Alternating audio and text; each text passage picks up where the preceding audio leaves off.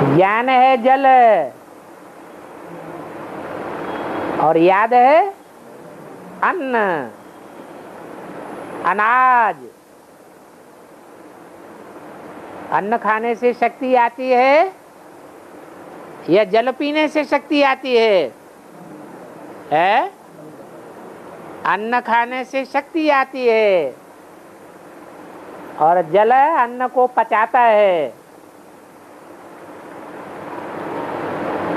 ये याद हमारा अन्न है। कोई की याद कब आती है?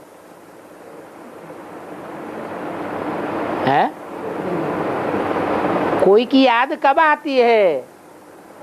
कोई दुख देता है तब आती है या सुख देता है तो याद आती है? कोई सुख देता है तो उसकी याद आती है। स्त्री को पति की याद आती है। क्यों याद आती है? जरूर पति ने सुख दिया होगा। भले विकारी सुख हो या निर्विकारी सुख हो। विकारी सुख होगा तो याद भी अल्पकाल की होती है। बाप आते हैं तो निर्विकारी सुख देते हैं। एक जन्म का देते हैं या अनेक जन्मों का देते हैं?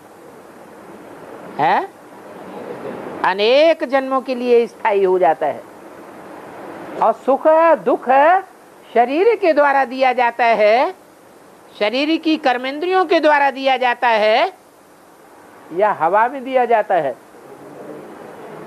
शरीर की कर्मेंद्रियों से ही, शरीर से ही सुख दुख दिया लिया जाता है।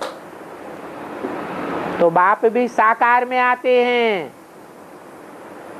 साकार में आते हैं। उस साकार में बच्चों को जो सुख महसूस होता है वो याद आता है। वो ही आत्मा की ताकत है। वो आत्मा की शक्ति कोई बहुत लेते हैं, कोई कम लेते हैं। जो बहुत आत्मा की शक्ति भरते हैं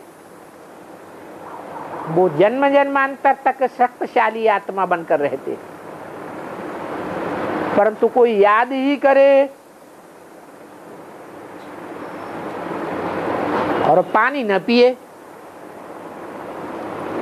तो गर्मी चढ़ जाएगी या ठंडक आएगी? गर्मी चढ़ जाएगी। दिमाग फेल भी हो सकता है। इसलिए ज्ञान और योग का बैलेंस रहना चाहिए।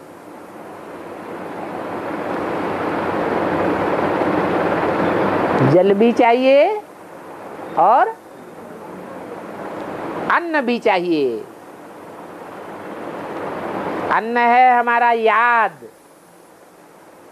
परमपिता परमात्मा की याद में जितना रहेंगे हमारी आत्मा में उतनी शक्ति जन्म जन्मांतर की बढ़ती जाएगी।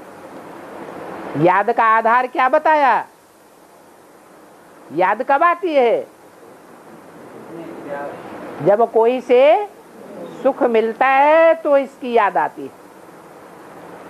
रावण दुख देता है, उसको कोई नहीं याद करता, और राम सुख देता है तो सारी दुनिया राम को याद करती है।